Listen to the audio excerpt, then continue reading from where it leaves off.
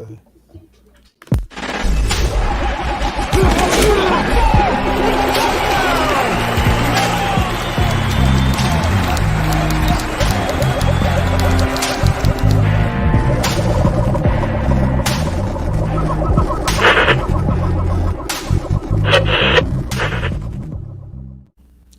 we are live, and you know that we're the Roto Hackers because you just saw our intro, and our where is it? Up there is our logo.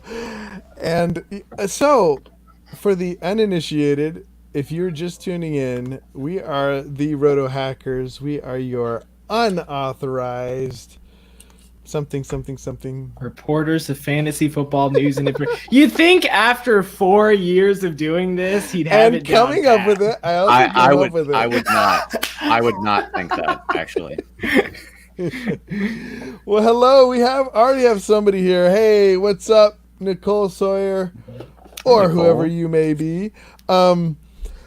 Excuse me. I'm the perfect host this evening.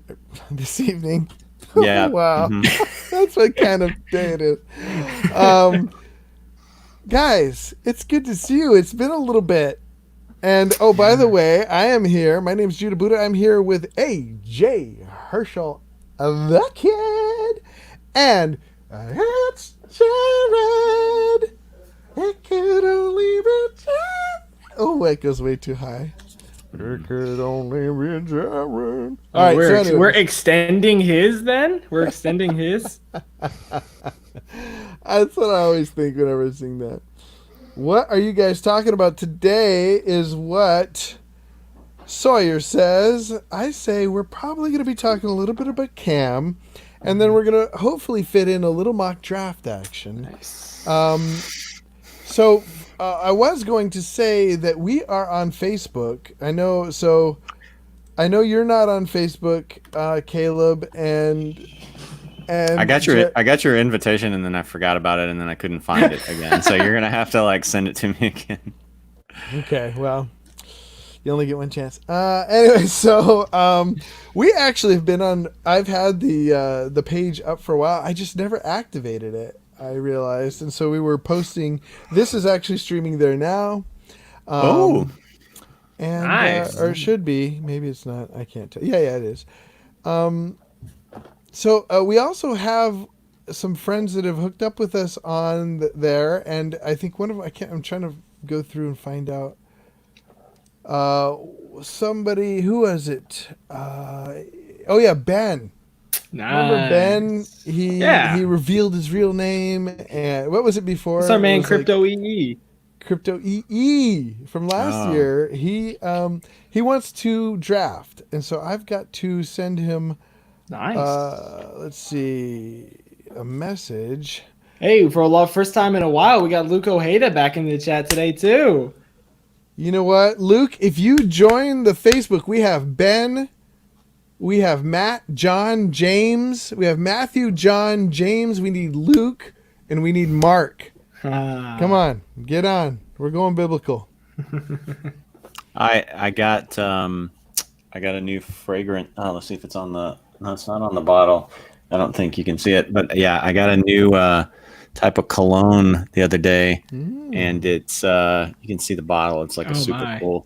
It's a super cool bottle, and it's you want to guess? It's a biblical name. Okay, we have to guess.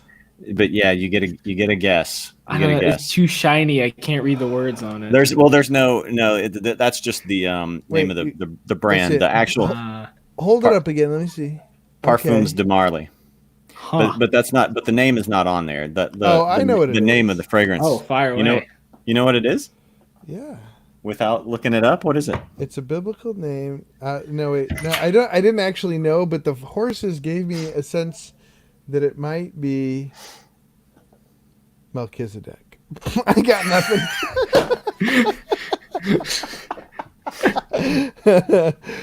What's your guess, Herschel? Man, I don't know. I mean, I'm thinking something like Musk of Gideon or something like that. I don't know. I don't know what it is. The name is of that one. It's a tobacco vanilla fragrance. I like those. My great grandpa, I was born on his birthday, and he used to smoke pipes, pipe tobacco. So I wonder if maybe this makes me think of him. I don't know, but or why I like tobacco fragrances that much. Anyway, the name of this one is Herod. Herod.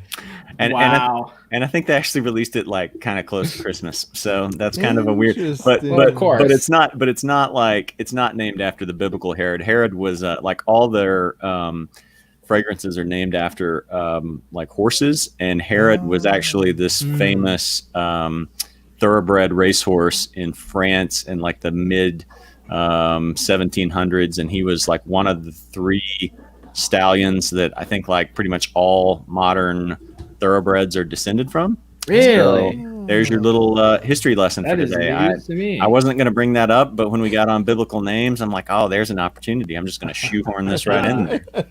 The Roto Hackers variety show. I mean, we provide everything, I mean, we talk about fantasy football. We talk about, sometimes we get into movies and TV shows. Yeah. I mean, that's the primary reason we're unauthorized. We don't want to get authorized because once we do, we have to bow to the regulations of the authorizing network, and it's just... Come for the fantasy, stay for when we run out of topics to discuss. Well, we do have a topic to discuss. There he is. Ryan, right out the gate. Just not even holding back. He doesn't even care about Herod. But before we get to the news, we gotta play a little news in the NFL today. That one's fun. So now we can actually talk about news, and the news that is on everybody's mind is, and I'm not sure if was it surprising to you guys, Cam Newton has been signed to a 1-year, not very much money, but very heavily incentivized. It has incentives in it with the Patriots. Were you guys surprised? Kind of. I don't know. It kind of surprised me in the sense that Cam doesn't really seem to fit the schemes that New England's always played because he's not the traditional pocket passer archetype, I should say. So it kind of surprised me a little bit. On the other hand, they have Jarrett Stidham and 55-year-old Brian Hoyer. So logistically, it makes sense to get a younger quarterback who's in there to compete with him.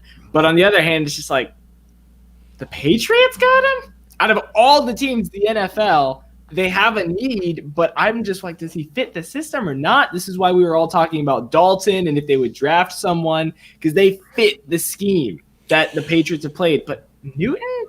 That shocks me a little bit. Jared? You go from real quick. You go from the man who can't run to Superman, 0 to 60.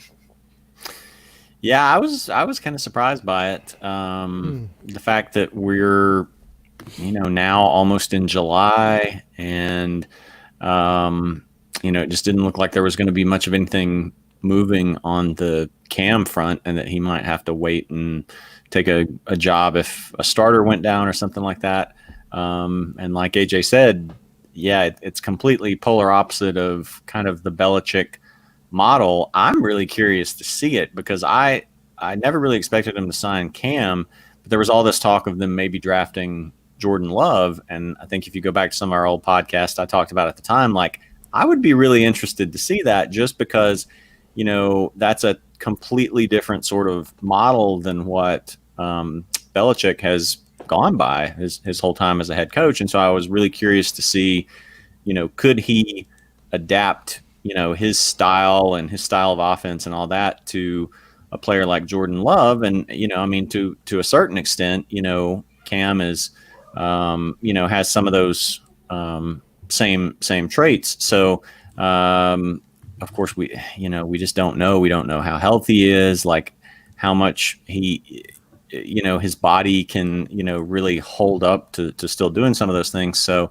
but yeah, I'm really interested to see it. Some people are freaking out over like, oh no, they got Cam. We were ready for the Patriots to be awful this year, and now they got Cam, and then people are saying like, well, the silver lining is they might be good enough. Not that they were ever going to tank this hard anyway, but Cam will keep them from getting the top pick and getting Trevor Lawrence. I don't think that was going to happen anyway. But it's just funny to see the commentary online of people who aren't Patriots fans or maybe aren't even AFC East fans, just like invested in this for little reasons like that. Yeah, those are good points. I do want to say that I've heard a lot of talk about how Belichick doesn't necessarily have a particular system, but has always been really good at molding his system to whoever he has. So he's had now. I think it's hard to say that he's. I don't think he's ever had a running quarterback, but in the nuances of quarterbacks, he has had a variety of different. I mean, he's been in the league 30 years now. So yeah. I don't remember how long exactly, but I don't remember who he had because he was with the Giants. He was with Cleveland short term. That was his other head coaching gig. He was almost head coach of the Jets. But within the Jets and Giants and Browns, that's actually kind of, I'm curious now to see who his quarterbacks were, for those years. Well, and even the difference between what's his name, Heisman Trophy, the guy who Tom Brady, Drew Bledsoe. Even the difference between Drew Bledsoe and Tom Brady is kind of stark. Not necessarily like from mobile quarterback to pocket quarterback, but I do think that. I think I saw somebody talking about how Bledsoe was much more of a bruiser and used much more of the running back, whereas Brady was just a smarter, used it. We all know how he uses the check down, takes as many yards as he's given type kind of guy, whereas Bledsoe would be a play action. I think they were saying he's a play action guy who would bomb it or something like that. I can't remember. Do you guys know anything about the difference between those two guys, at least? Just all I remember was that however little mobility Tom Brady has, like Bledsoe had about 10% of that. So, we're going on so long that I don't really. I probably, if I went back and watched some film, it would like come back to me, like, oh yeah, Drew Bledsoe, but. It's been such a while that it's not off the top of my head. I mean, it would definitely take going back and looking at tape, because I'm just looking at the list of all the people he's coached, and I don't know who Babe Perilli or Jim Plunkett are. I mean, you probably know Jim Plunkett, Tony Eason. These are people I have no idea. You could be like, oh yeah, he was a mobile quarterback. I'm like, oh, okay. Now the onset of mobile quarterbacking is fairly new, right? I mean, so much running by a Cam. It's had over a decade to evolve, though. But basically, Cam made that happen. Right, Cam was the Michael Vick, and then Cam kind of was the second coming of the running quarterbacks. But Cam he's second in the list of running yards, second only to Lamar Jackson. Yeah, I don't know. I mean, you had some guys like I don't remember. I guess in terms of like really popularizing it, Vic was really the guy who was just electric. But I'm trying to remember like how much, like a Randall Cunningham ran or something like that. So I mean, I think like Vic was really the one that kind of took it to that next level. But I think too, like I wonder even like if you go back to like old days of football, if those guys kind of back when there was less structure in the NFL, if some of those guys like Bart Starr, or I'm just pulling his name out as a out of my mind as an example of an old player. He may have never stepped out of the pocket once, but just guys like that who who, back then were they sort of, more mobile because it was just, there wasn't as much of a game plan. It's just like, okay, get the ball in the end zone, sort of thing. Yeah. So, I don't know. It's interesting. What about fantasy wise? Would you guys? So I talked a little bit to you guys about it, and but I want to get on the air. What are your stance? Are you guys going out and adding him anywhere? Are you going to draft him? If we do a draft tonight, are you going to consider him at a certain level? See, here's the thing. To me, this is almost like the Marcus Mariota, Derek Carr situation. To when they got when the Raiders got Mariota, everyone for a second was like, "Oh, there goes Carr's job. Mariota's taking it," and then we all kind of realized, well, he's still the backup. They got Cam, yeah, but he's on a 1-year deal, which means he'll probably have to prove himself. But Belichick's never seen him in practice. Stidham sat behind Brady for multiple years at this point. I'm not fully confident Cam's going to be the starter to start the season anyway. I think it's going to be a quarterback battle. Yes, you signed Cam Newton, but it's what, a 1-year, $7 million contract, which is a basically prove it to us contract as it stands right now.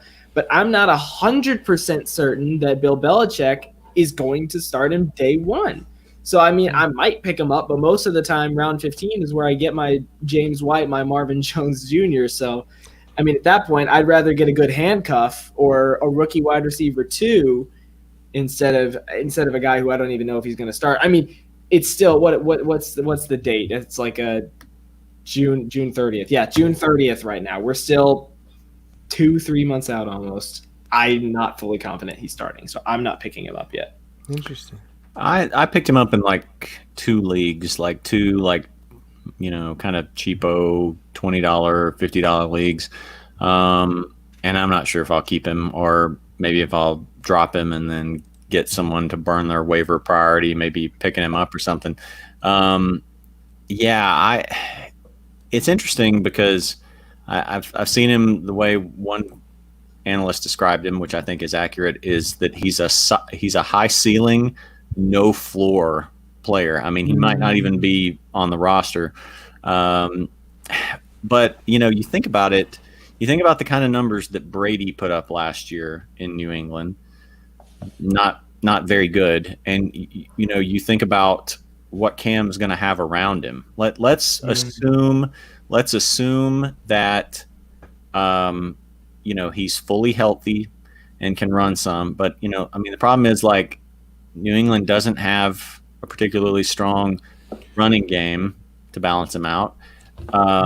He had there for those last couple of years, he had Christian McCaffrey. Christian McCaffrey's not going with him. You're going to have Julian Edelman, good slot receiver. That's never really been Cam's sort of go-to sort of right. N'Keal Harry's going into his second year, although he missed a lot of time in the first year. So it's kind of his second year and kind of a still maybe rookie year sort of thing. So, I mean, it's just hard for me to imagine that he's going to be kind of in a position to put up a ton of numbers in New England there. So Matthew, let me just finish off with Matthew Berry. I saw Matthew Berry, and who I normally agree with on a lot of stuff, was like, oh yeah, QB1 for sure. Like, wow. Okay, wow, Interesting. So that is a good point you bring up, though, about like the weapons that he's going to have with New England's mediocre run game. When even like before Christian McCaffrey, he had Jonathan Stewart and D'Angelo Williams, who were 2 of the most solid veteran running backs during their time.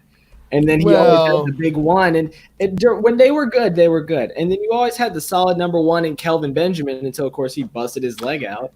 But especially in terms of the running game, you're very right. It's very different there. And think about how much he liked to throw to Greg Olsen, who's tight end. And then, who's he going to have? Who? Tell me who's New England's tight end? I don't even remember off the top of my head. I don't know. Yeah, I mean, like, we've got to look it up, So, like, that's a bad sign. So, yeah. Matt Lacoste. Oh, Yeah, Lacoste, y'all know man. that. He's the Mikasi. Lacoste. He's the guru. What is the clothing line? Give it up. Yeah. Lacoste clothing. Okay, I got nothing. Okay, well, I do believe this helps. You guys brought up, or AJ, you brought up, White, James White. Mhm. I do think this brings Guy. up James White's stock. Mhm. If there's anything that Cam likes to do, it is dump it off to his running backs, or and probably what's his name too, Edelman probably brings up Edelman quite a bit. Maybe. Maybe. I mean, the problem is that Cam's not always accurate. So Yeah. Well, that could be. I mean, he isn't accurate, but I mean that's why he's more accurate short passes to his slot and his running backs. So then, what do you guys think about Mohamed Sanu then this year? How do you think he'll do with Cam? What do you think? I don't know. I mean, to me, Sanu has never been really on my radar. Anyways, I am looking at N'Keal Harry though. I have him in Dynasty, and I'm thinking this is. I don't know. I don't know because we don't really know anything about Stidham, but to me, it brings up the draft value of N'Keal Harry. yeah. If for no other reason, he's a tall guy. Like, he's very comparable to I just lost his Benjamin, Calvin Benjamin in his stature. And the thing is about Benjamin and Bunches of Funches, both of these guys were only good when Cam was throwing to them. So it could be that he raises the level of play for these kind of big guys with a lot of wingspan. Mm-hmm. Can go up for the jump ball type dudes. Yep. Let me ask you a quick question for both of you guys. Would you draft Josh Allen, or with your 15th pick or off the waiver wire, would you take Josh Allen or would you take Cam Newton? Josh Allen. Josh Allen. Yeah. I don't know how you're getting him in the 15th I'm round. sorry. First of all, I'm thinking of Jones. Would you take Oh, Daniel Jones. Daniel Jones or would you take Cam Newton? Daniel Jones is your guy, Jared. He is, but here's my theory with Daniel Jones. I think I Yeah. maybe told Judah this one day when I think it was like on a Saturday when you weren't here. Is that I think you'll probably be able to get Daniel Jones off of the waiver wire After week 4? after like week 3 or 4, because and there's always a chance that he could have a big game, like opening night. They're at home against Pittsburgh, but Pittsburgh's a pretty good defense, and then he's at Chicago, and then home against San Francisco, and then at the Rams. I'm not sure what you're going to get from the Rams because they still have a couple of big name guys like Aaron Donald and the cornerback Jalen Ramsey. But I'm not sure what you're going to get for them. But that's a tough start to the season for him. And so then after that, it kind of it lightens up.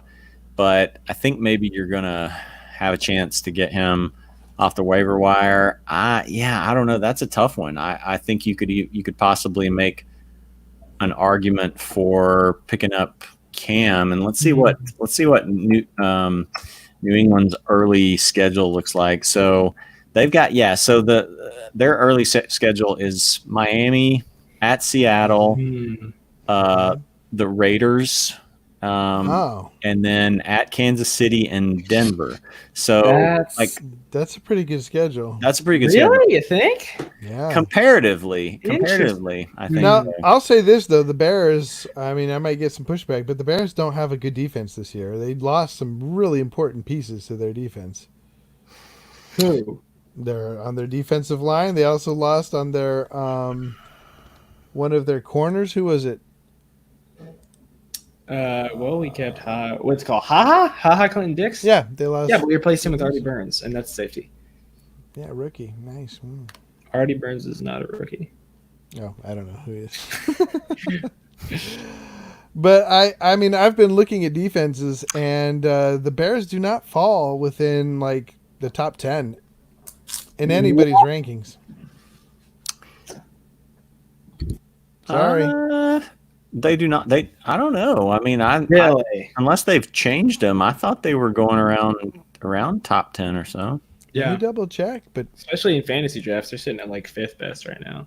I think that's just because of perception. Like, I don't think that's because of. I mean, they weren't that good last year. Let's look at Yahoo's rankings. Let's see here. So Yahoo's rankings has them. The composite rankings have them 5th overall. Called it. 5th? There's no way Fifth. I'd put him 5th. 5th Wait. behind San Francisco, Pittsburgh, Baltimore, and Buffalo. But then you start thinking, like, who else? Who else is there? Maybe you put the Patriots up one more based on, how well they did against garbage teams last year. But then after that, like, there's not like another super obvious candidate to put ahead of the Bears. So like Andy Barron's, Andy, you can pretty well, he tends to give out good fantasy advice. Andy's got the Bears ranked 2nd behind the 49ers. He's crazy. Dang. Let's see where Matthew Berry's got him. So this is interesting. Let me show you what I was going off of. What does Matthew Berry have? Let's see. Although I hate Matthew Berry, it'd be interesting. Ryan N says, Judah Buddha, you trolling me needs to be a weekly thing. I don't troll Ryan. No, trolling me. Yeah, Barry's got him ranked 6th. So and they're 6th overall in. He's got him 6th, and they're 6th overall in the ESPN composite. So 5th in Yahoo and 6th in ESPN. So look at this. This is what I'm going by. Let me bring it up here. Going by a Reddit post by Doodle1379, and I really think we can trust it. No, this is Fantasy Pros, so it's a composite of all these different Fantasy Pros. Where is it in my?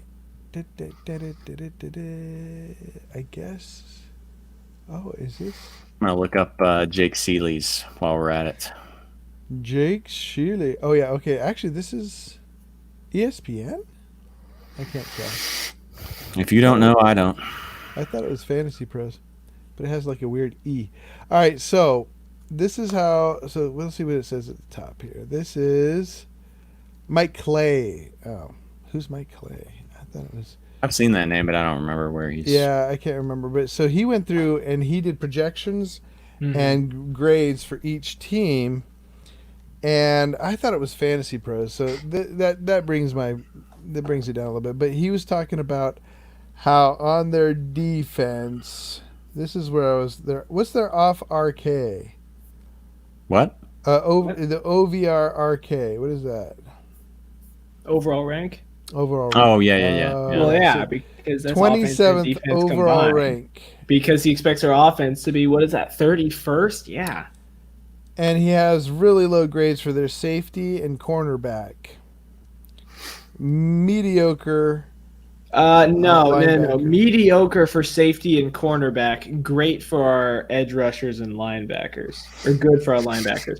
Which I would disagree with because we've got arguably the best safety in the league, Eddie Jackson, and top 5 corner, Kyle Fuller. So I would disagree with that completely. Well, they're going to have to work their butts off because their offense is abysmal. He doesn't have them winning any games outright, straight up. He has some very close, 50. Well, no, we got the Giants. Yeah, that's rough. Literally the only solid players on our offense is like Tariq Cohen, David Montgomery, and Allen Robinson, and that's about it. And Miller's getting better. He's getting better. Yeah. That's true. Jake Seeley has them 11th, so they're almost fringe top 10. But I mean, general consensus is, from I'd say what's the top 3, fantasy football rankings groups or whatever, is that they're either almost top 5 or almost top 10. So, you average that out. No, you had 2 that were top 10, and they're like the most generic. 5th and 6th. And what do you mean the most generic? You're talking about Yahoo rankings and ESPN rankings. Like these are Andy, guys. yeah, but Andy Barron's You Judah Buddha, you pulled up a spreadsheet. You pulled up one spreadsheet let's that see. has them top 10. No, they don't have top 10. Andy 9. Barron- It said our defense was 9 on your spreadsheet. 9, pulled you're up right. They're there. still top 10. You're right. Yeah. So let's look at Fantasy Pros.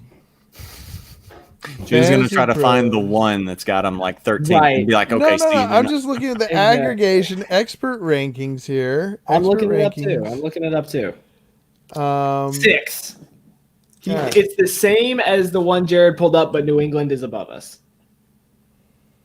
Yeah, I don't think they're going to be even close to that. I mean, maybe not, but most everyone else seems to think that. And regardless, the game is in Chicago. It's just tougher for quarterbacks to play on the road, especially a young quarterback. So, I don't think Jones has a particularly appealing early schedule.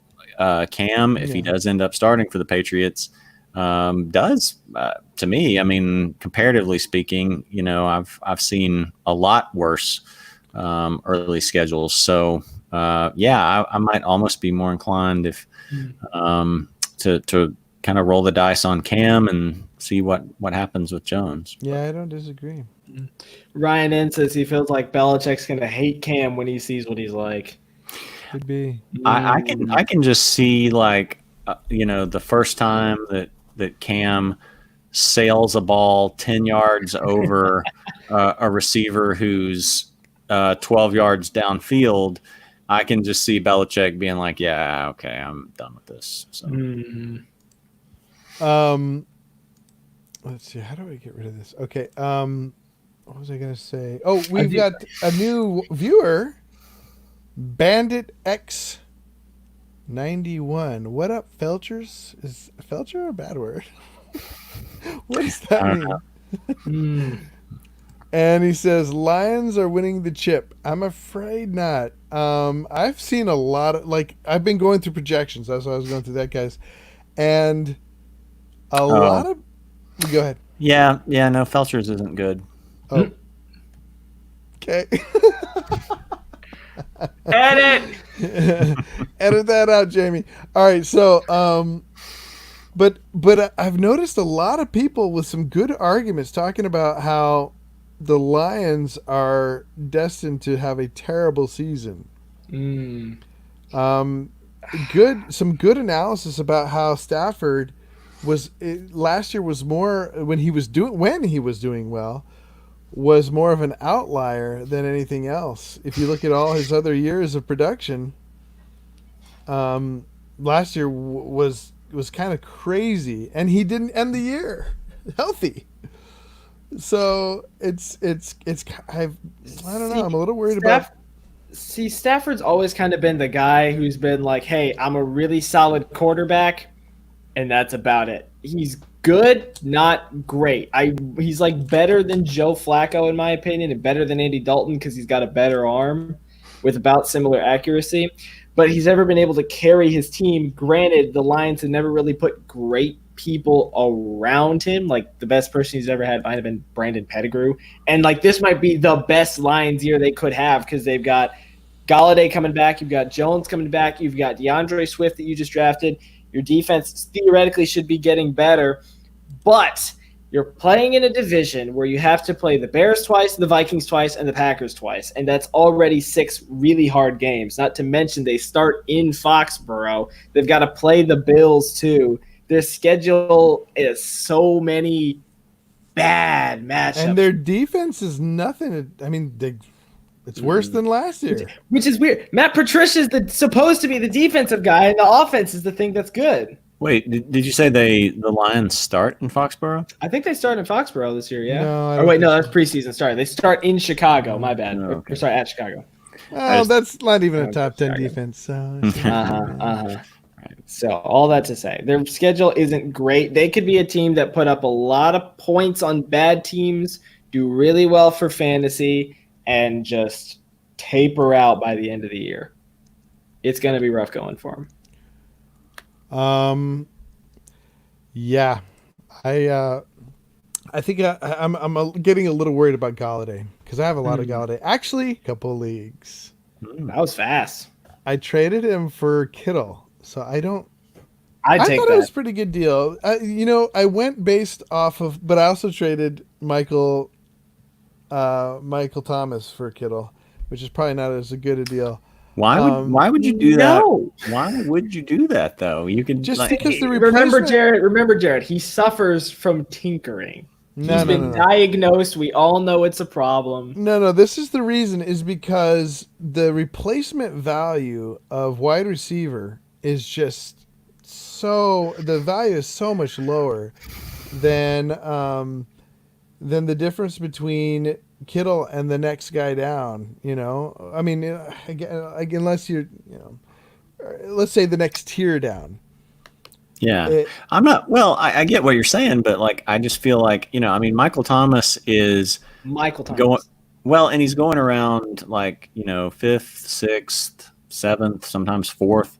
Mm-hmm. Kittle's typically going either late second round, if not early third. Like, did you get something else in the deal besides Kittle, or was it straight up? It was straight up. Oh, dude, what? No, I think everybody's way too high on Michael Thomas. But that's not my point. My point is I think you could have gotten something more, or if you couldn't, then like trade him for well, you don't like Kelsey, you say, but I would have tried to trade him for like Kelsey plus something or no. Well, I looked at Kelsey and Kittle's schedule, and it's amazing, man. The difference. Kittle's schedule is beautiful, and now he has less. There's less mouths to feed there. James is hurt now. I just think it's gonna be, if he doesn't get hurt. James. Richie James. He's another wide receiver for the 49ers. You sure you're not mentioning Deebo Samuel here? Because that would be the big one. No, I mean on top of that, and that goes without saying. I just don't remember Richie James. I remember some of those others, but I don't. I mean, did he play a significant role in the? He caught a couple touchdowns. I'm just saying the less mouths to feed the. Yeah, and Richie James. Yeah, he caught like 4 or 5 touchdowns. Huh? He had 165 yards and a touchdown. He only had 1 touchdown. Yep. He had 1 touchdown. Right. We're just gonna retitle this like.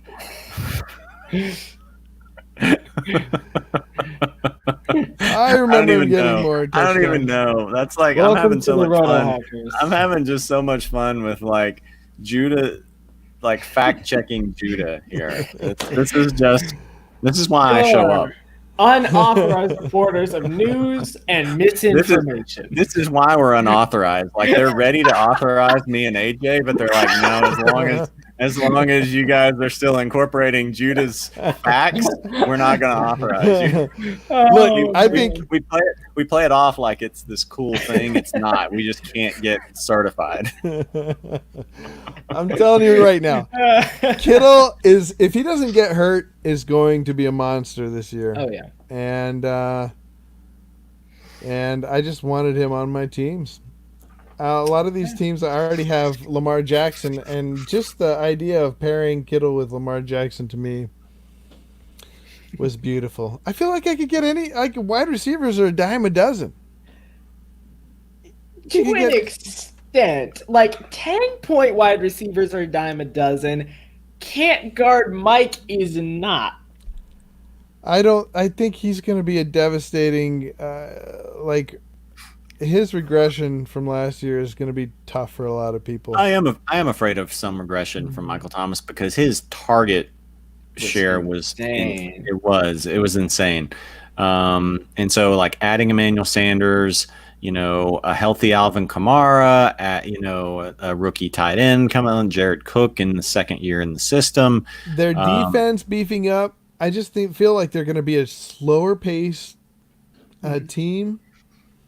I don't think there's nothing that screams to me Michael Thomas is going to get a ton of balls and a ton of other than his skill. Like he's got mad skill. I'm not and the fact that Drew Brees just is a target for number 1 wide receivers and tight ends. Yeah, but I mean that's a problem though. That's another problem with Drew Brees sort of falling off, and maybe not in skill, but in the sense that he's got so many people coming in and throwing for him. I don't know, or even running instead of him throwing. There's so many trick gadget plays that are going to go into this. I don't know. Michael Thomas really started to scare me, and Kittle really started to look good. But hey, just do it.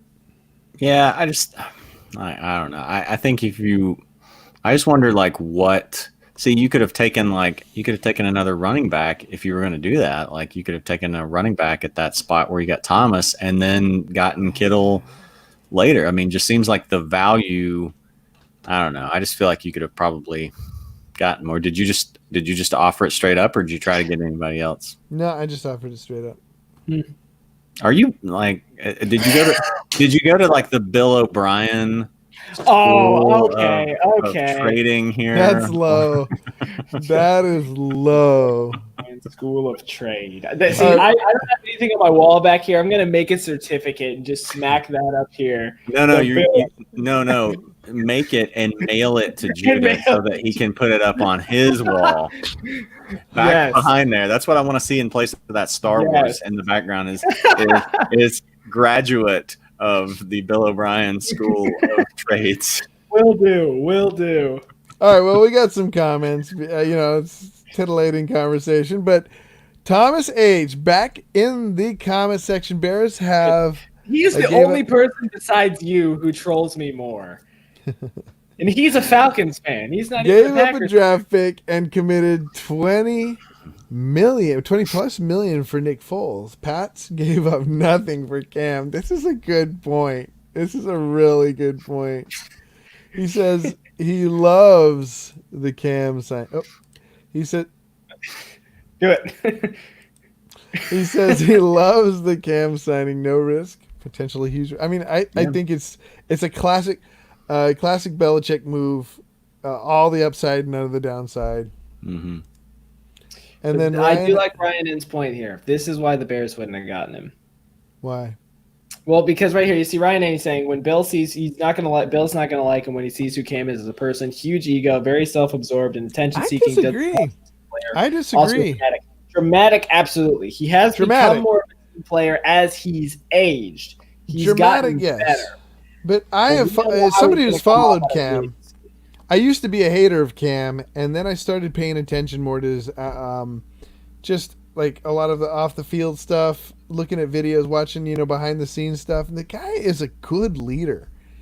I just find him to be. I'm not saying he's a great man of character. I'm just saying a lot of his drama and arrogance is way overblown.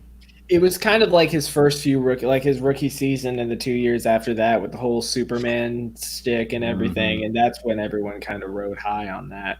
He has toned it down a lot, but he is still kind of dramatic. He is still. Hey man, I want drama on my team. I want people that are gusto filled. And that is why the Bears didn't pick him up. He would not have fit in with the chemistry, I don't think. No, because they like losers, and they don't want dramatic guys. Okay.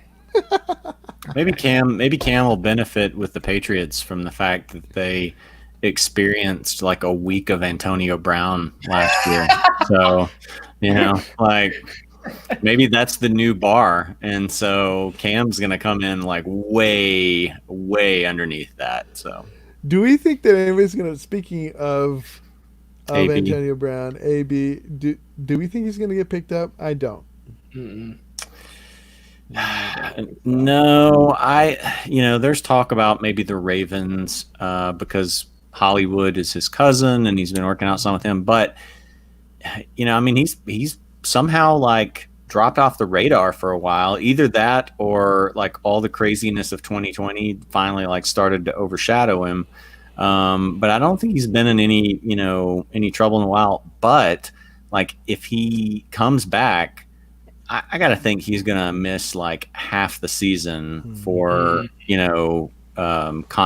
detrimental conduct or whatever. So it's hard for me to imagine that he's shaped up enough, to really like sit out the punishment and get back get his act together with the team. So yeah, I'm not hopeful for that. I think that's actually another good point. You reminded me about talking about AB, about Cam, is that if they're not going to have, and we probably should talk about it, Crypto hasn't responded, so I don't know if we're going to draft tonight. I don't know if we're talking so much we don't have enough time. Yeah. Well, maybe we shoot for Saturday. Unless somebody objects in the comment section, or unless one of you guys objects. But Cam not having the off season, not having the, building chemistry with the players, coach, what have you. If there isn't any kind of preseason, I think there will be, but it's still shaky. It's gonna be a slow going. Jared, what were you gonna say? No, I just, you saying that just made me think, like, the story out of New England is always like how complicated the playbook is. You're right. And, I mean, Brady has been there forever. And then the times where he's gotten hurt or something, they've had someone like Garoppolo or Castle or Jacoby or, someone that's sat for a while and learned it. So, so Stidham was there last year. He's had a year to learn it. Hoyer was with the Patriots before. He knows it. And so, yeah, like I hadn't even really thought of that, but that is, a huge disadvantage for Cam, as it would be for anybody coming in, having not been in that system. So yeah, I hadn't really thought about that till now. I mean, he's got a month. This goes to your point, actually, AJ. I sort of didn't agree with you, but I'm starting to come around. Maybe Stidham starts and does well. Mm-hmm. I mean, look at that. What Jared was saying about the first couple of games, if that's Stidham playing in that, instead of Cam, maybe he gets the benefit of all those nice matchups. I don't know. Yeah. AJ, did you want to add to that? Not much. Nope. All right. I'm with you guys on that. I mean, you just supported a point I made early in the show. So I think that says everything I need to say. Also, just another quick observation. AJ, did you lose some kind of bet that you're forced to wear volunteer colors tonight? Okay, it's not volunteer colors. Let me stand up over here. I'm wearing blue. It's Illinois. It's the University of Illinois. On the screen, or at least on my screen, it looks like that Tennessee, like that dark gray that they've added in. So with the orange and white, like, man, it just looked like, modern. No. I am not wearing Tennessee colors. No. I wore this one time. And my dad saw it one time. He just saw the orange. He just looked at me and said, "Are you wearing Florida Gators colors?" And I turned out, "No, it's Illinois. Gotta stop wearing this shirt." It's weird that they. What I guess that those are their colors, but it feel like it doesn't look like Illinois colors. Yeah, you got to see the whole state on it. So, I mean, it doesn't look great on camera, but it's blue. All right. Well, we have a couple comments. Did we talk about how Thomas H says yes? Have I will hold question this. mark? I will hold this. See, I don't have anything nice in my background. I got to change that for next week. But yes, our defense does. Our defense has great chemistry. Our offense is a mess, but our defense does have great chemistry. I will hold to that. Why do you say that? What is it about that? Well, first off, we just have a bunch of really good to great defensive players. Akeem Hicks on the defensive line. No, Khalil Mack on the defensive line. He's still there. Is Hakeem still with them? He's still there. Yep. Kyle Fuller, we re-signed him. Fuller. I've met him. I told you that, right? No, you didn't tell me that. That's actually awesome. I wish you told me. I would have gotten my rookie card signed. What's it called? Eddie Jackson, top 2 safety in the league. So in terms of star players, that's great. And Matt Nagy's already created a culture of brotherhood among the defense. Our offense needs a lot of work. So we need to see something there. But yes, our defense has chemistry. I will hold to that. Where do you think they're going to fall? 5th? 4th? What do you mean, our defense? I need to take another look at our schedule to see who our opposing defenses are. I will bet you that Packers beat them out in rankings. That's possible. That's possible. I know. I'll think about that one. All right, and then Sawyer says I disagree with this statement the New so England much. is going to have a lot of losses. The team like Cam, what? Help me here. Getting mad at Cam. A lot of losses. The team's going to be mad at Cam. I think. I don't think so. Maybe. I think people underestimate Cam's leadership ability and raw skill. If he's healthy.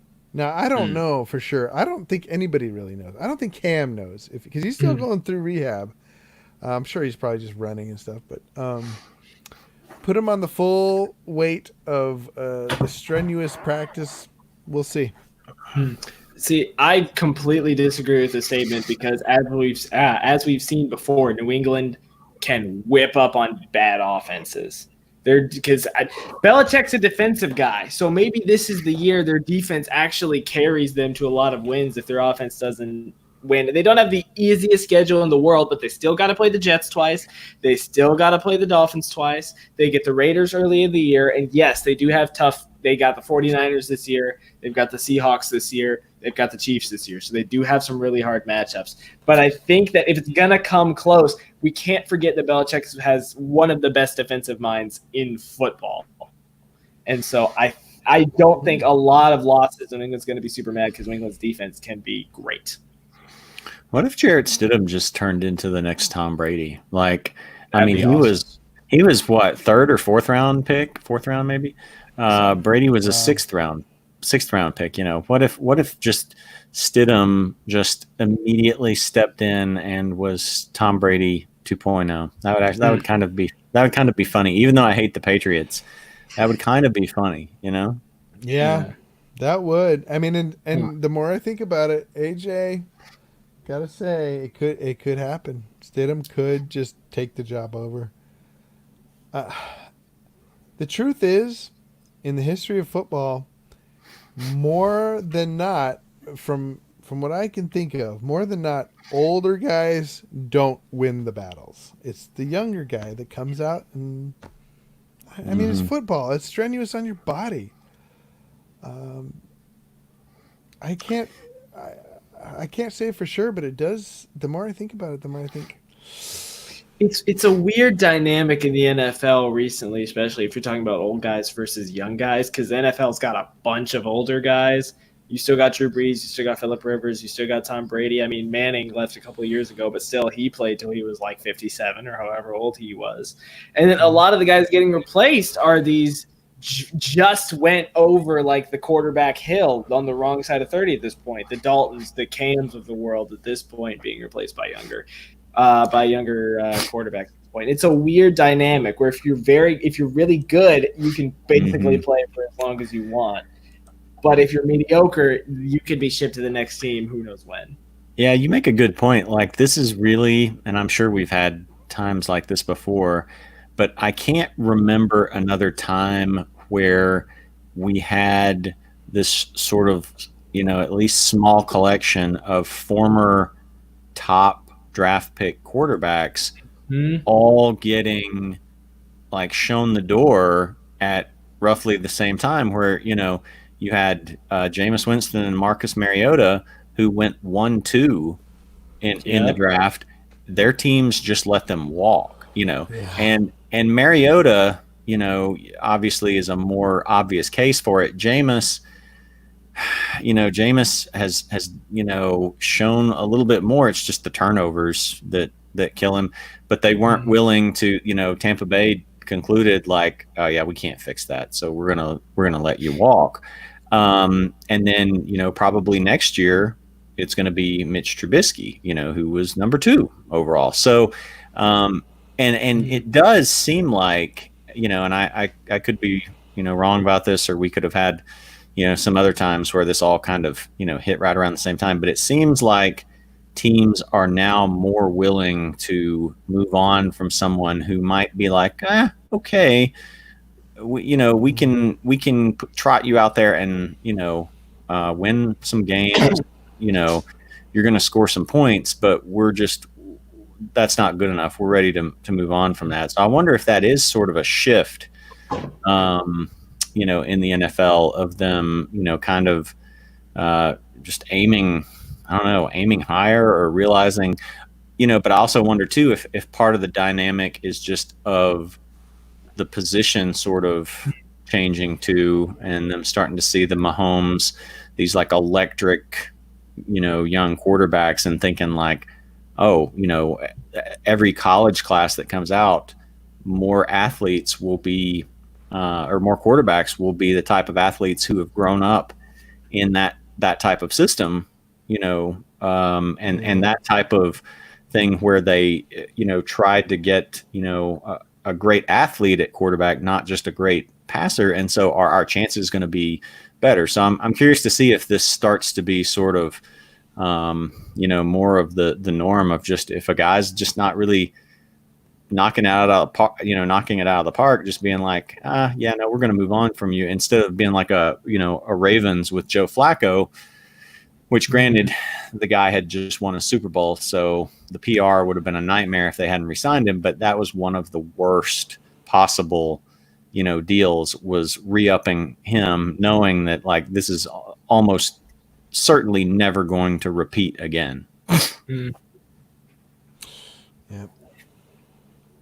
Well, and as it applies to Cam, I think the sort of the general takeaway from what you guys are talking about is that there is an overabundance.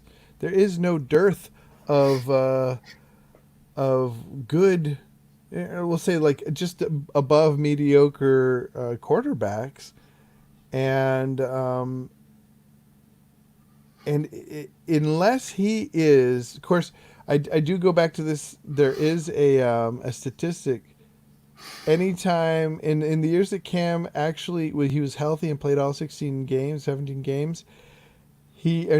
be 16 games. He never finished lower than QB5 in rankings. Interesting. Wow. So that's something to think about. Now the thing is with these big guys, with these physical guys, it seems to be that the difference between elite and just above mediocre, it seems to be a year. It just takes a year to get to that point. Yeah. And just that little bit off, just a little edge off, tends to, and so he may just be just as good as Mariota, Winston, Dalton. If he doesn't have the edge that he had back in 2016, 17, 18, even at the beginning of 18, Yeah. I mean, you got to think like it's really been almost 2 years since we've really seen him play, because he played those first 2 games last year. I think it was just 2 games, and and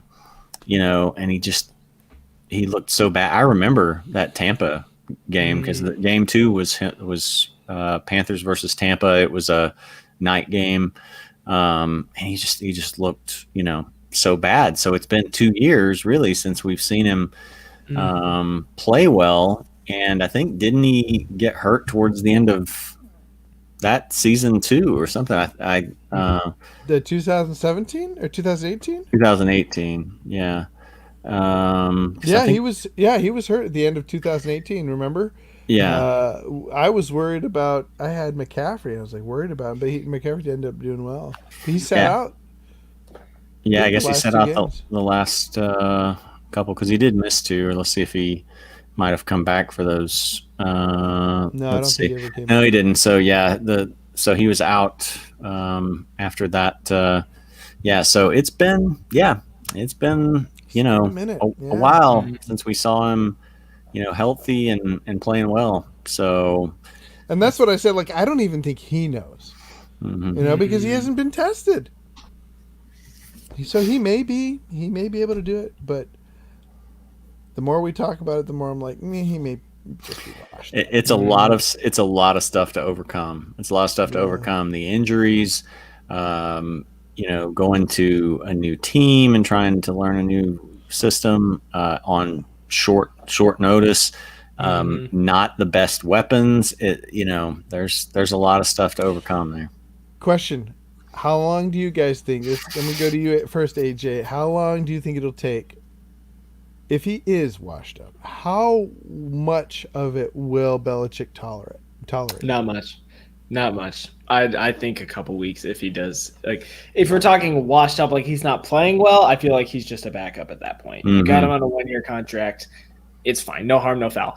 If he's causing problems and he's being mediocre at the same time, that might be when you drop him, i.e. see Antonio Brown last year. He was doing okay, but he was also a problem, so they let him go.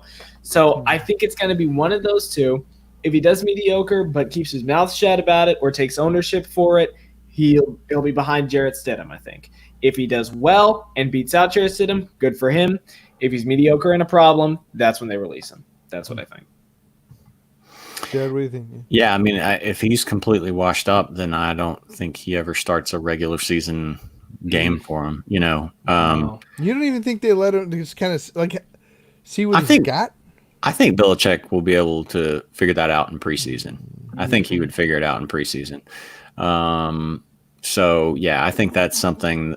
And again, I mean, I'm talking if just like complete, like looks the way that he looked in game 2 last year against Tampa, then I don't think he ever starts a game for him. But what'll be more interesting is what would be really interesting. What I would kind of like to see, because it would be interesting, would be like if he's good enough, but Jarrett Stidham's also pretty good, and then Belichick is then forced to weigh the trade-offs of, Cam's a veteran and he's a better runner, but, Stidham's more accurate and he knows the system. That's what would be really entertaining to me, would be to see Belichick try to parse out who to play if they're roughly on the same, level. Yeah. I agree. Well, guys, I'm getting sleepy. What do you guys say we call it a night? We got a good solid hour in here, so that's not bad. What's it called? I'll tell you this though. So next week, depending if we have like a mock draft or not on set, or not next week or Saturday. Yeah, okay. I have no concept of dates and time. I will let you know. Someone one time asked me, "Do you know what time of day it is?" I said yes, but I don't know what time or day it is, so I don't know. But I'll say this: Saturday, to start off our show before we do our draft, I will bring in the photocopy of Judah Buddha's Bill O'Brien. There we go. Graduation from trade school. Also, I will bring in – I want to discuss with you guys too. I'll bring in something that I heard on NFL.com one time called the Andy Dalton scale. Have you guys heard of that? I have not. All right, the Andy Dalton scale basically is how, just imagine like a whiteboard here, whatever, a fancy thing. The Andy Dalton scale is how you rate quarterbacks on how close they are to Andy Dalton, who is the perfect middle quarterback in the history of the NFL. You got like your Mariota's here, you got like your Matthew Stafford's here, and you can all order them in tiers with Andy Dalton being smack in the middle. So I'll bring the Andy Dalton scale in. All right. That I'll make an Andy Dalton scale, and I want to see what you guys think of that. That's good. We have one more comment. Think about a few games into the. Yeah, that was from a while back. I'm not sure if we were talking about Cam or not at that point. Okay. All right. Well, you were going to say something, J-Rod.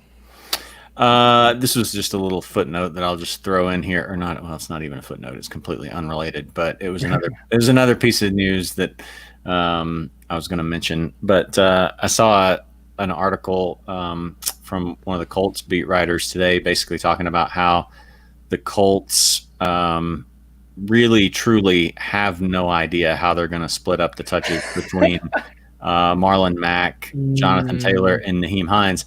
And I just saw that, and I thought, like, yep, it still goes back to, like, I want no part, and I may get, I may look like an idiot when Jonathan Taylor runs for 2,000 yards, but I just want no part of him in the fourth round when you you can get, and especially when you can get Marlon Mack. Like, I haven't done a regular season long snake draft in a while, but when I did that one, he went like kind of at the 9th, 10th turn. He keeps dropping. He's dropping more. Yeah, in best ball. That's what I was going to say. Was I've just been doing best ball, and he's been dropping even more than that. So I mean, the value on him. There's more value in best ball for him. There is more value in best ball for him, but even for a regular season long league, I think that's still like, if I could get him in the 10th or 11th round or something like that, like that's a pretty good value, because he could put up basically the same numbers as Taylor, who is going in the 4th round. And and that article was also pointing out again, like, neither one of them are really a third down guy, and the Colts expect to use Nyheim Hines as the third down guy. And so I think unless there's an injury to Mack, which is possible, highly probable, I would say, he misses a couple of games, and so maybe he gets hurt early and Taylor takes over that role.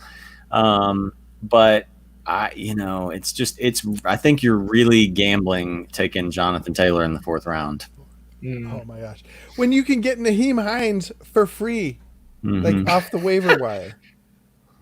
I've been taking Nyheim. Of course, I dropped him. Of course, now that we're talking about this, I dropped him for Cam in a couple places. But I don't know, 0.5-1, 6-1. Oh, one last point I want to make. I think with the COVID thing, and Jared and I can't remember if you were part of this conversation, AJ, but with the COVID thing, if they're testing people right before each game, and all of a sudden your quarterback is out 2 weeks, I think this is going to be a year that you want to have 2, maybe 3, maybe not, but at least 2 quarterbacks on your team. And so that's why I was thinking, I definitely want to have at least 2 quarterbacks by the time the season starts. Because I don't want to have to, like, I guess I'll pick up Stidham. Yeah, we talked about that. I don't think AJ was here, but we mentioned a few points, like number one, kind of what Judah was talking about there. 2, though, is like players who have already tested positive and have antibodies, like Zeke Elliott. Suddenly they become a little bit more attractive. Maybe Zeke is the number 2 pick versus the number 3 pick. And the other thing is, I didn't realize until I hadn't read that until Judah pointed out that they're going to be testing them right before games. So think about then Sunday night and Monday night games. If you've got a bunch of if you've got multiple wide receivers or multiple running backs or whatever, and you're deciding on the matchup, and maybe your Sunday night or Monday night matchup is better for one of your guys than one of your Sunday day games, but that Sunday, they do the tests before the Sunday day game, and your guy's going to go. Then do you hold out? I think what's going to happen is people will still play the best matchups until they get burned by it. And then they're going to be like, okay, then I'm just playing the Sunday day games, So it's going to be interesting. I brought up your point. That was Jared's point. He brought up when we were talking on Facebook or something. He said this really gives Ezekiel Elliott a boost, and I was like, yeah, it does. And I brought it up in Facebook, another group, and they said, no, if you don't have symptoms, because he's asymptomatic. If you're asymptomatic, you still catch it or whatever. You don't have the antibodies. That is false. My wife was asymptomatic, and I have the proof. She had her blood tested. This isn't like a throat swab. She gave blood, and they tested her blood, and she is a month later still has the antibodies. So wow, interesting. But nobody else in the house got it? No, everybody got it. Yeah. Oh, you all got it? Yeah. So you have the antibodies too? No, you never mentioned that. Oh, I'm sorry. Yeah. I had it right before we left for almost exactly a month ago, I remember a I time. had it first. I remember a time you were sick, and That was it, I think. that wasn't it? that Yeah. maybe that was it. But yeah, but I told you I had it then, and you didn't believe. The thing is you didn't believe me. no, I don't remember you saying like, "Oh, I've definitely got it." I think you said like, "Well, it's possible." I don't remember you being like. I think I would remember if you were like, "No, I think I've got it." Like it wasn't of not believing you. I just think at the time you were kind of like, "Well, it could." Oh, I didn't know for sure. I said I had the symptoms. Yeah, you're right. I didn't know for sure. Yeah. Yeah, In fact, yeah. We just never. I didn't know followed for up. sure. I didn't know for sure until my wife recently got. We both actually gave blood, but I screwed it up because I'm a wiener and I can't. I get grossed out and I jerk. You or something. screwed up giving blood. Again, this is why we can't get authorized. You're awful to me. I'm trying to find where I told you guys. I know I told you guys. Oh my goodness. Oh wow, that was in. Oh yeah, that was a month ago. About a month ago. Remember, I said I'm not going to do it. I was drafting or something. You guys wanted me. Yeah, or you were drafting. you said you were quarantined. Yeah, no, I remember that, but you never. At least not the times I've been here. You never like followed up to say that. Yeah, That's that true. Yeah. Sorry guys. Yeah, I had the COVID. Wow. Yeah, I remember. Yeah, it was rough, but it wasn't too bad. And everybody, I was so afraid.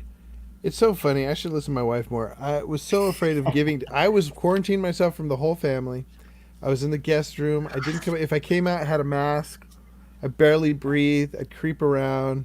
I mostly stayed outside because I was just like, I don't want them to get it. Like, even though in my head I knew. But anyways, they all got it. The worst that they got was they lost their sense of smell because that was the major. Yeah. My whole office, everybody lost their sense of smell. Some people lost their sense of taste. I only lost my sense of smell.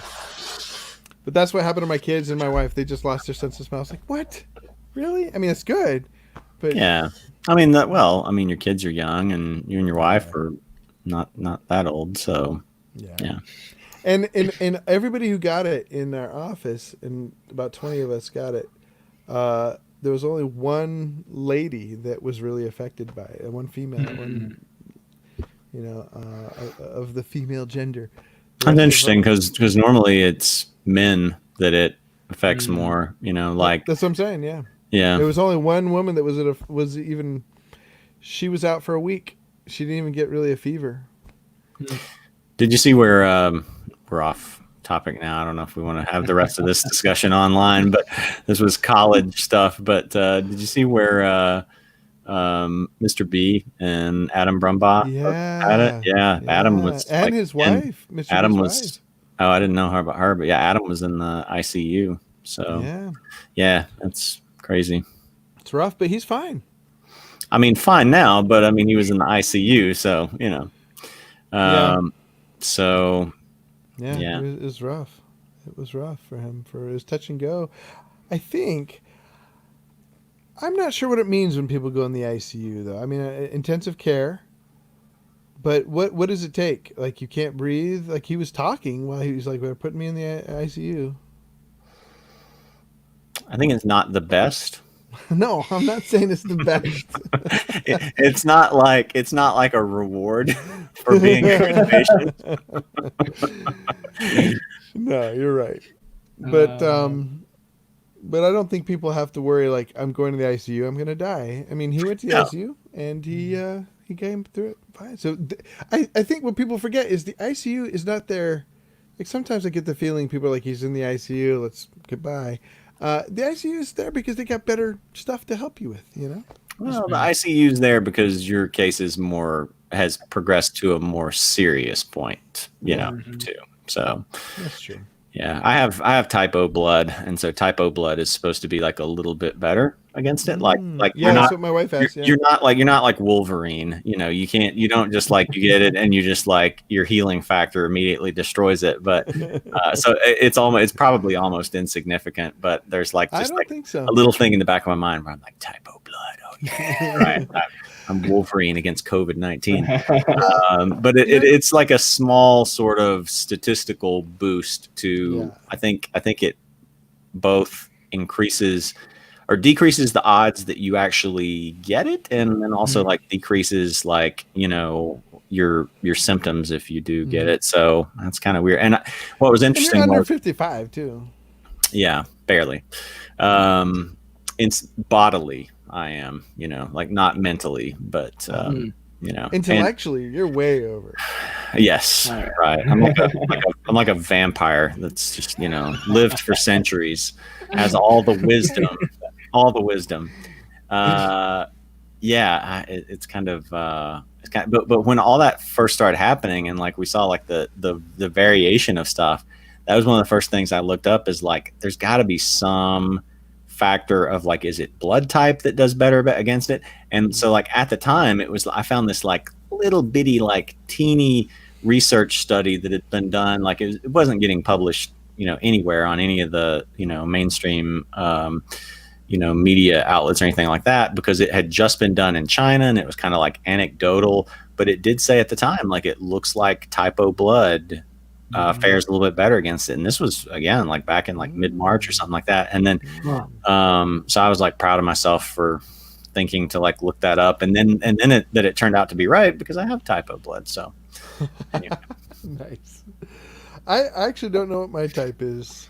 My wife is O positive, I think. What do you think? What do you think it is?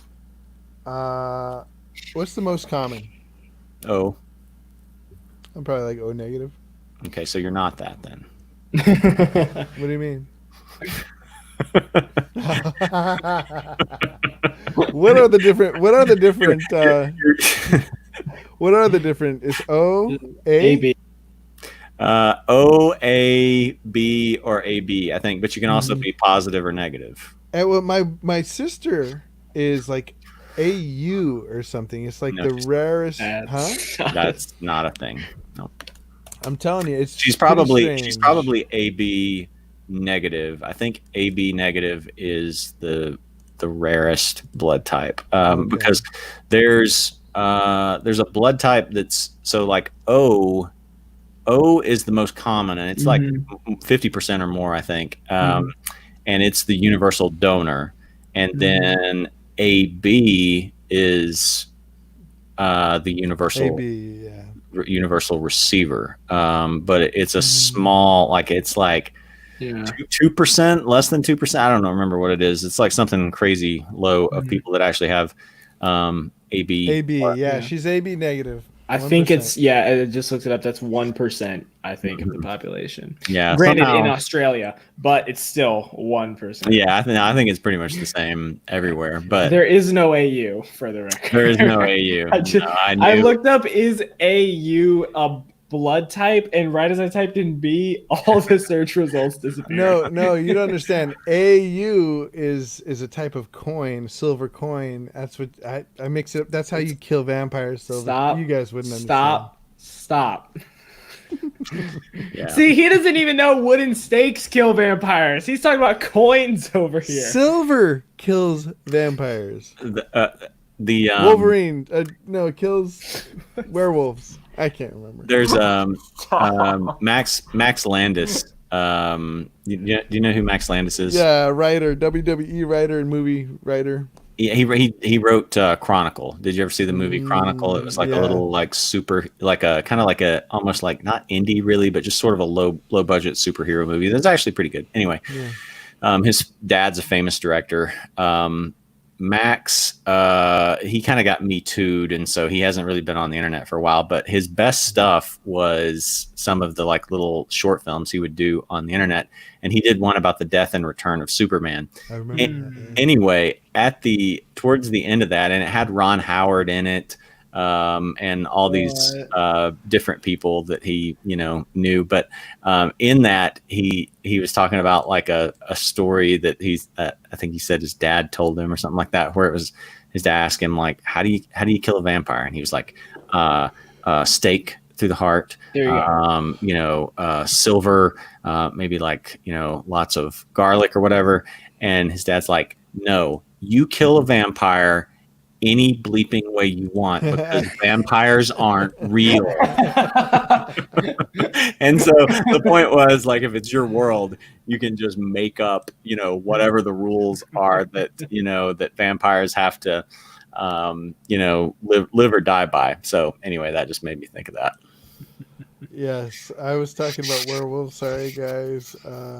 Although I thought Silver does kill vampires. Silver. It depends for which. Actually, I was just going back and watching. I saw somebody tweeted the other day, and we're way off the rails now, but who cares? Yeah. So what? This is, again, we provide a variety hour. It's not just fantasy football, but somebody was asking, like, what is the worst, if somebody posted this on social media, like, what is the worst TV show that you've seen every episode of? And so I thought, and I'm like, True Blood. True Blood's the worst one that I've seen every episode of, which was on HBO, and but I mean, it had some good moments, and it was campy. You kill a vampire with hugs, yeah. But in True Blood, it was still like stake to the heart, killed him. Silver, quote unquote, binded them, and so like Silver like could basically be used to like tie them up, and they couldn't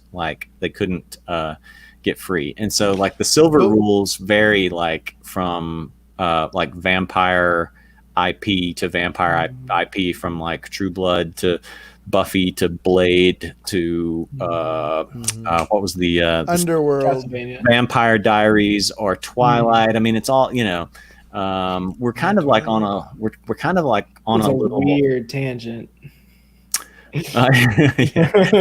Hey, we go where the conversation takes us. And so we're on like a little like lull from vampire stuff, I think, for a while, because we haven't really had anything in a while. But I'm noticing now that like we're almost on like a 90s kick right now in terms of television, because we don't have a ton of like sci-fi stuff or originality. It's a lot of doctor shows. It's a lot of cop shows.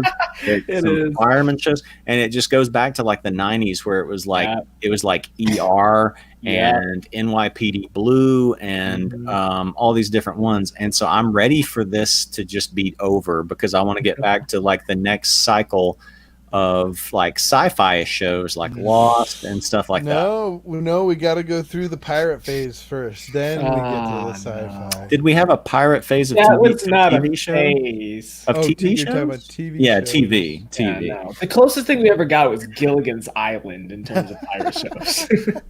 No, we've had other ones. I'm trying to think. The only pirate show that I know of was Black Sails. But it was on like Star or some. I never saw any episodes of it because it was on some offbeat sort of network. But yeah, I don't think we've had a pirate phase in TV. No, not in TV, right? Although Lost could sort of be considered a piratey. Lost had some pirate stuff. Element to it. Had a pirate ship sort of in it. The Black Rock. The Black Rock. Okay, well, enough of that, guys. I got to go to bed. Thank you, by the way. Thank you, Whatever's Clever. That's pretty clever. Thank you, Mr. or Mrs. Sawyer. Underworld. Yeah, I forgot about Underworld. Yeah, that was. I mentioned it, but you guys talked over me. Whatever. Sorry, I wasn't paying attention. Peter Pan. Pirate movie. It's a pirate movie. There you go. We would have had our pirate phase, and then they made Pan, and Hugh Jackman killed it by just right in the opening scene there. So that's what happened to our pirate phase. It died. Oh well, that's too bad. Vampire pirates. That's what. Like how has no one done vampire pirates? Wow. Pirates of the Caribbean 5 had ghosts, and everyone's like, don't mix supernatural with pirates. I think vampire pirates could work. Vampires. There it is. That's a bad B movie. It's vampirates. Pirates of the Carbines. All right, guys. Well, thank you everybody for joining us today. We are going to sign out unless you guys have anything else. I just wanted to play this one thing. Vampires.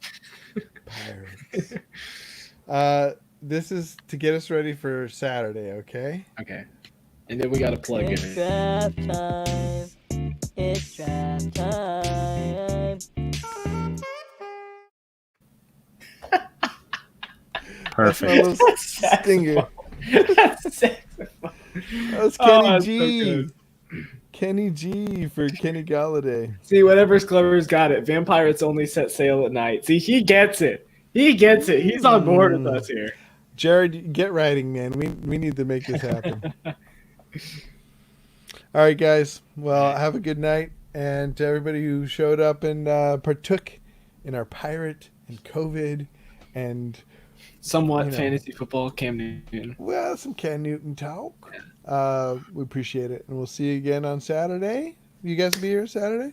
Yeah. Oh, yeah. By the way, it is. AJ was talking about not knowing the days. Just in case you guys have anything going on, it is the 4th of July. Oh, It is the yeah. 4th of July. So I don't know if that changes your plans or anything. It Doesn't doesn't really. change mine. Doesn't really change mine that much. A lot of stuff's going to be closed if it wasn't already closed. Actually, it wasn't already closed in Georgia, but some stuff's going to be closed. So, but just something to think about if you guys had any 4th of July plans, because that is the 4th of July. I was hoping to go out and tear down some statues, but I might just stay home. We'll see you guys. Okay, now it's time Really to end quick, it. before they get off the rails, I'm muting you. There we go. Saturday.